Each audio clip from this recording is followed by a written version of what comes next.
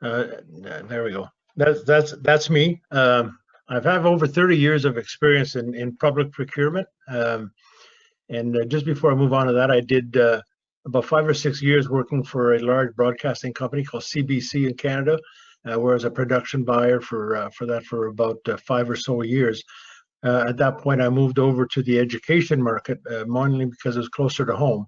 So over the years, I was a senior buyer at the Durham District School Board.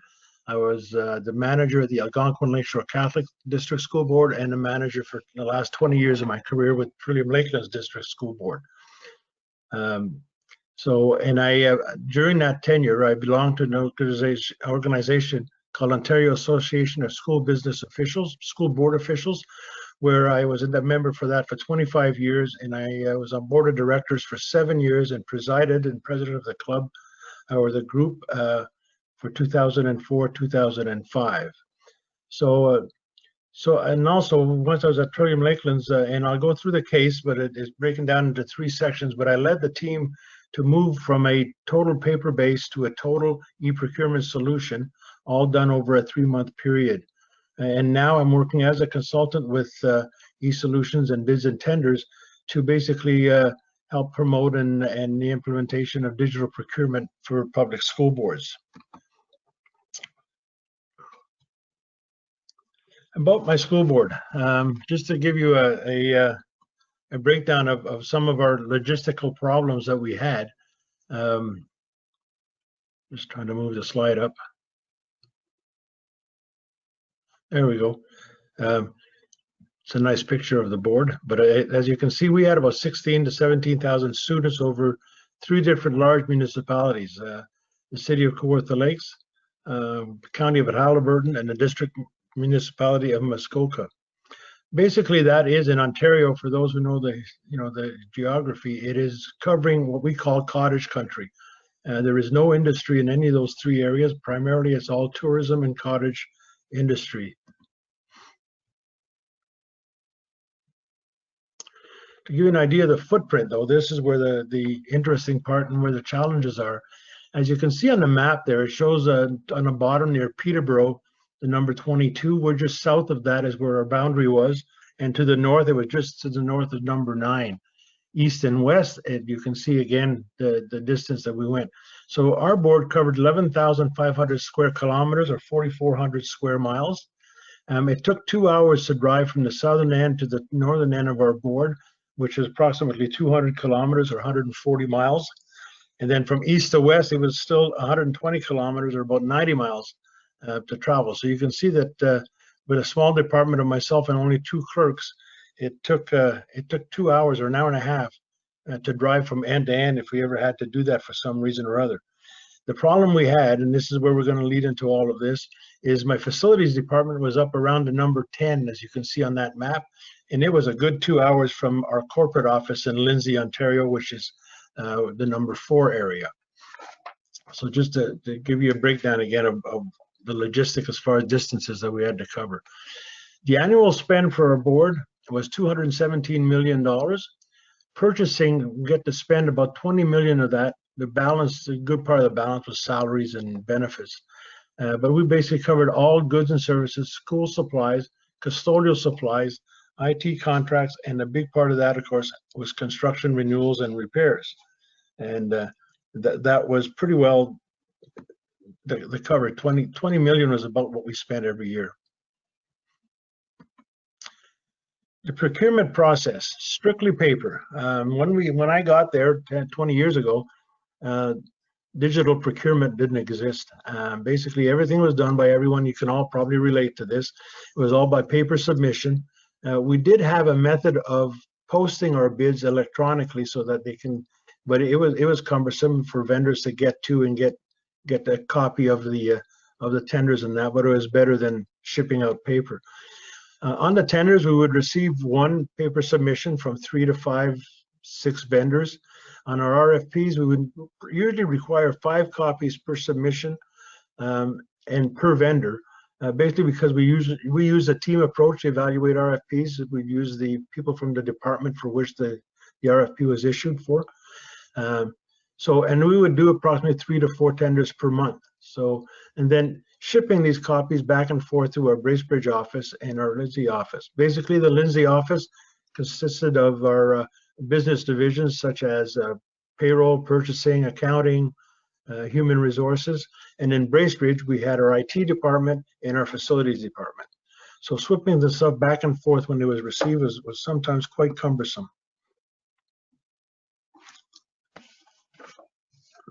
So the challenge of the initial state. So I'm going to go through the process of you know, why we had to start looking at different solutions.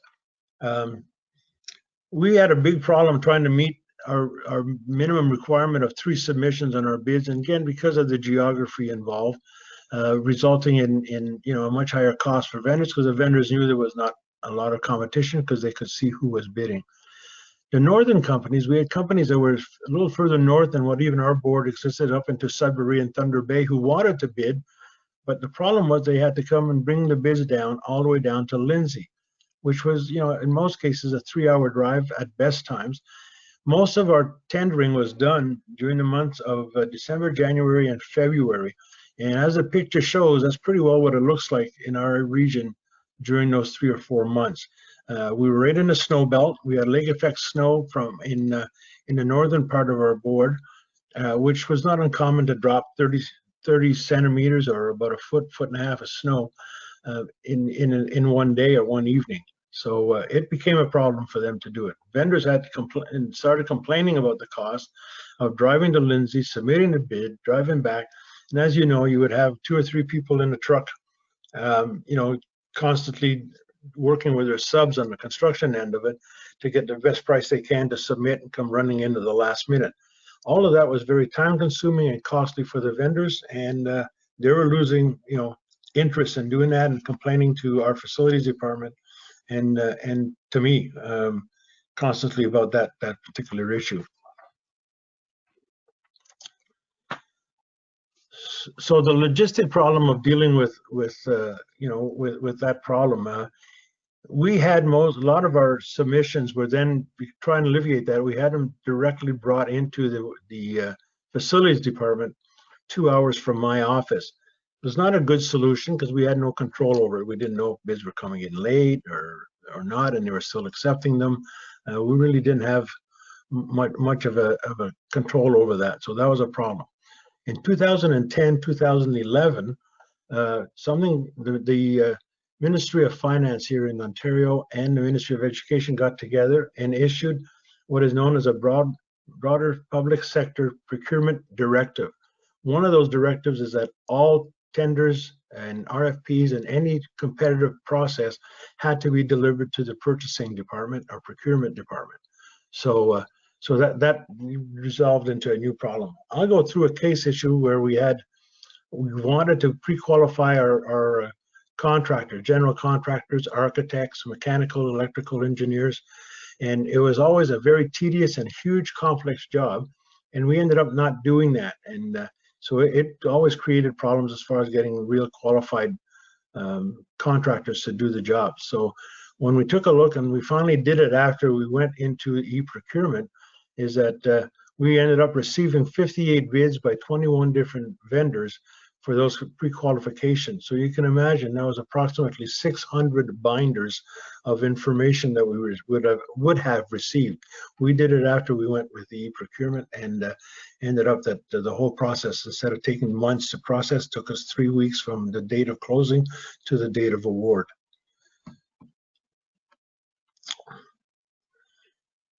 So document archive management, we did not have any. Basically, we would receive 40 tenders, 5 submissions, 5 copies.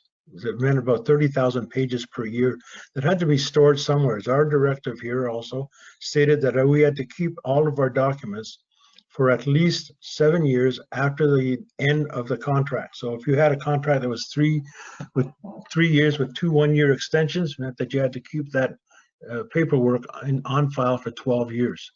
So, and to try and filter through, you can imagine at the 3rd or 4th or 5th year of a contract, if there was some kind of litigation would come up, to try and go find that in a room, or we used a school classroom portable to store all of this stuff. It was tedious, and a lot of times just couldn't be found. So that created a logistic problem that we had to figure out. One of the reasons why we started looking at eProcurement. Vendor relations was the other. Because of the distances and that involved, we had a lot of disqualification for arriving late due to traffic, snow, weather conditions. So that created a problem. And then we also had an issue as far as issuing emails and addendas, because just the method of doing it, there was no way of notifying a vendor that we had issued an addenda unless he went looking for it. We found that to be a problem. We also find there was a lot of cases where we had to disqualify vendors because they weren't meeting the mandatory requirements. And in most cases for the mandatories is that they just would forget some part of it. And again, the transparency and expediency of the award was a problem. To give you an example of that, in our IT department, we had an RFP for the support program for some of our software, and the incumbent ended up 20 minutes late. We could not accept it. We did not accept it. But he had been doing the job for 5 or 6 years for us. It's who we really wanted to get it. We wanted to love the chance to take a look at it. But because of this, again, we missed out on that. Contract management was another problem. We'd issue, all of these tenders, but we started again when the change came over, and when we amalgamated our school boards, we were released from the point that at one time we couldn't extend a contract past the term of our trustees. That was changed in 2000 year 2000 to mean that we could issue contracts for the duration that we wanted to, a little longer. Vendors loved that because we just started into multiple year contracts where we had at least 5 years and on. But there was no automatic reminder if you had extensions. In other words, if you did a 3-year with 2 1-year extensions, there was no way of being notified. You had to hope that you would remember or catch it, or have some kind of manual way of finding that out. We also didn't have any automatic reminder for WSIB and insurance certificates that they were expiring. So in many cases, we had contracts that were being worked on and construction jobs that are being worked on, and the certificates were not valid. So that created quite a bit of a problem for sure.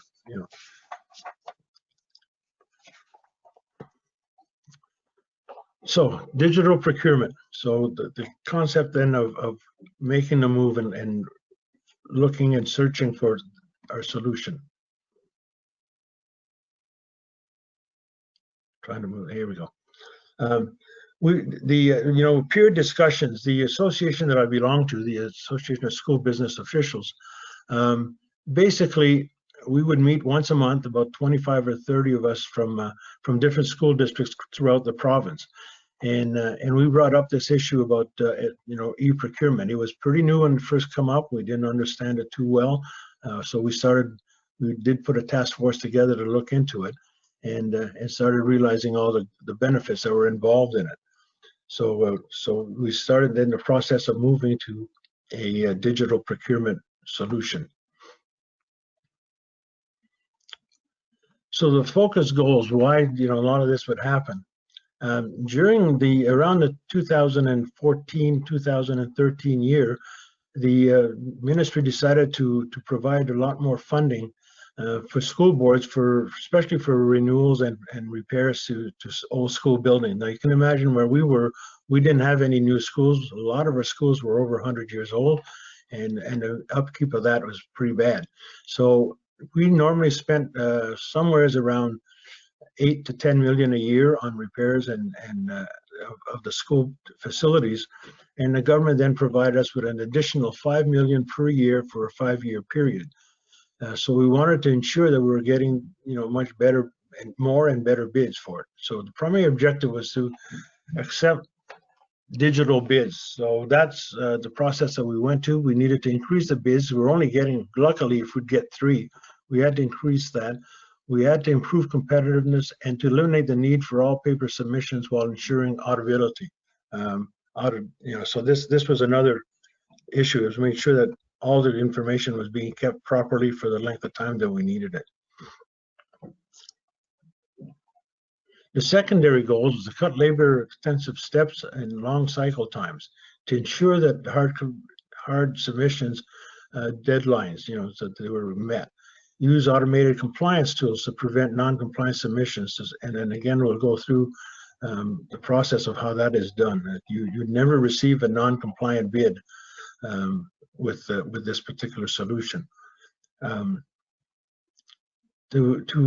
the internal evaluation process for project management tools and notifications, to try and evaluate a multi-year contract and a large project was pretty hard to get,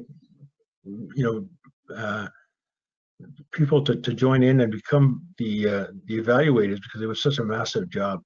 Manage the data was another big problem. It's just tracking everything was practically impossible to do. So the implementation of digital procurement. So what we did is I went to a friend of mine who is a coterminous board. Basically, that's a board, the Catholic board, that covered the same basic geography as my board, and asked them if they wanted to come in on this project with us. They had no problems with that and decided to do it. So it basically doubled our possibility of being able to, to find a better solution by both Steve and I to work on this stuff. So the templates that we had were sent to bids and tenders, who basically identify any of the changes that were needed to be made for us. So they basically helped us with the modification of our templates. Basically, we could use all of the existing templates that we had, very minor changes just to accommodate the eProcurement side of things. The boards are similar and made and had the same templates. That's an issue you find that with all public procurement, that in most cases the templates don't vary all that much. So it's pretty simple.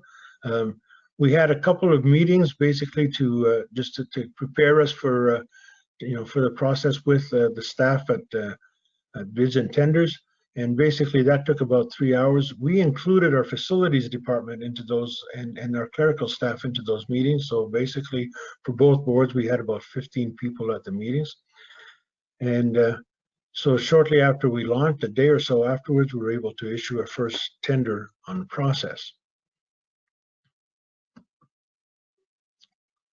The other problem that we had is we use up here in Ontario, everyone is under I think 100% of our 400 cases that are here are a vendor pay. In other words, there is no cost to the school board or the municipality or the county for implementing e-bidding. There is a little bit of a cost sometimes for the training if you want to a little bit more intensive training, but normally there's no charge for you as far as a recurring charge to belong or to have this process working. So because we didn't have very many vendors registered, we had what was known as a vendor night. And then again, we had 104 vendors show up. About 60 of those registered that night. But very shortly after that, many more did join in, no problems at all. The fee was, at that time, was $165 a year for the vendor. So it was not something large for them to overcome.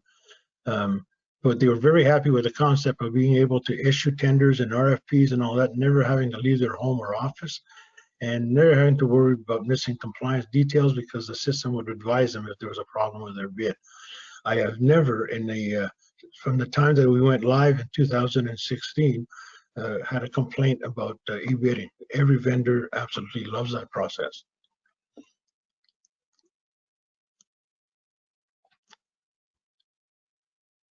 Change management. Again, it was just by the time we went to go live, it was there was quite an involved process and but our people were because of the great staff over at bids and tenders, our staff were quite comfortable in being able to make the switch when it was in time. Our IT department were really pleased because they found out they basically had no involvement. You sign an agreement that basically all of the hosting of all of the information and all of the work is done by bids and tenders. So there was no integration necessary, and all was hosted by bids and tenders. So the next item that we had was the change management. Because of the way that it was all done, we also brought in an issue that was always a problem for us, which was playgrounds in in the schools. They're normally not funded by the ministry. They have to be funded by where they would go out and raise funds to put a playground in their schoolyard. And that money, though, because of that directive, became school board money. So it was our responsibility to make sure that it was spent properly. So just in a few hours, I was able to, because these committees usually belong to, there was myself, the school principal, and 3 or 4 of the parent group would also want to be in because they had a vested interest because they raised all the money. I was able in no time to be able to train them on how to do the evaluation of an RFP, how to go through the process, how to properly get RFIs out to get a good idea of what kind of playground we could be looking at, then putting the tender out for it. Normally schools, like we had a small schools in downtown Lindsay with only 105 students at the school, and they managed to raise $85,000 in 10 months for their playground. So this was an area where they were certainly able to to improve and get a much better playground for the buck. It certainly was a good solution to go through. Now I'd like to talk a little bit on the basically the results from going to each solutions. And I would assume that most of you now are using a product where you're probably posting your bids electronically, but you're receiving paper bids or emails. So we're going to go to the process of where you're receiving e-bids instead, and be able to evaluate your RFPs and your results through the process electronically using no paper whatsoever. So we were basically making getting less than the 3 bid minimum for our tenders and RFPs. Once we moved to this situation, we started getting anywhere from 6 to 10 bids. So it heightened the competition a lot, allows a substantial reduction in our construction tenders. Although it's hard to quantify, the facilities department felt that the cost saving was about 20%, allowing for more projects to be completed. We don't work on for profit to shareholders. We basically try to stretch every dollar we get from whatever our sources are to the best of their abilities. So with this, we were able to, with the time savings and being able to allow a lot more RFPs and RFTs to be issued, there was a great service to us. It also helped us greatly in our compliance with the BPS procurement directive mandate, which was put out by the Ontario Supply Chain Secretariat.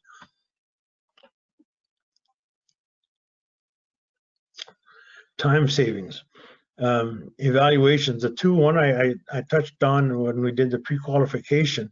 That one with all of those, the 600 binders, we didn't have any paper whatsoever. It was all distributed to the 6 evaluators electronically. We had 3 evaluators in Lindsay and 3 in Bracebridge, and they were able to do their evaluations electronically. I was put as the lead of that so that I can actually follow up and see who was at what level. I could tell that one of the evaluators was at only 30%, another one was at 80%.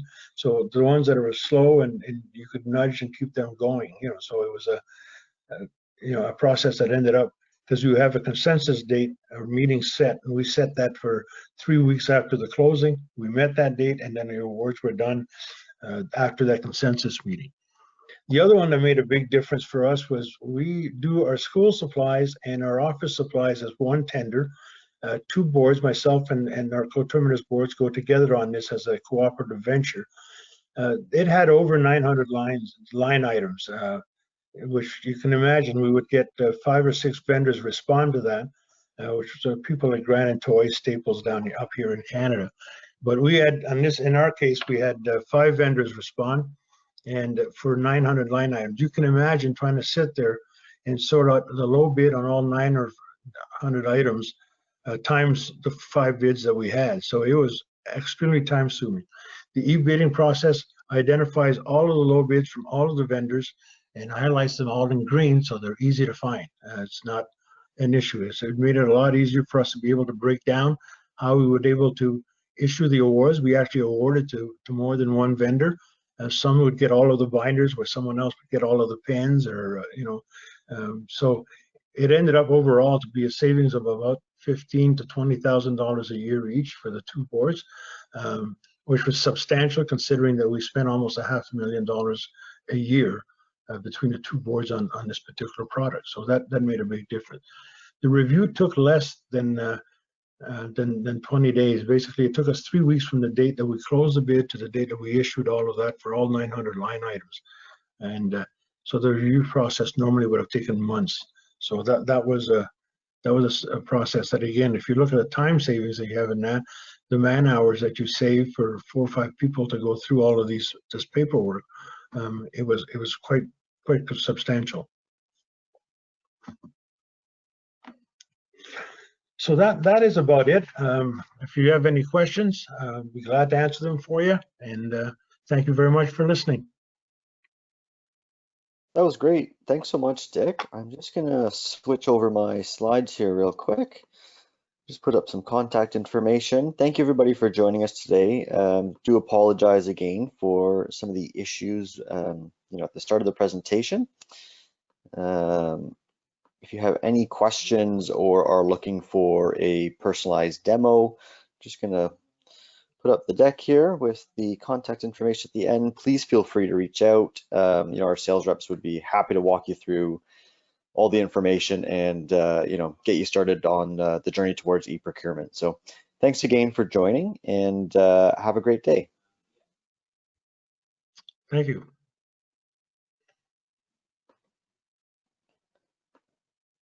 Okay, so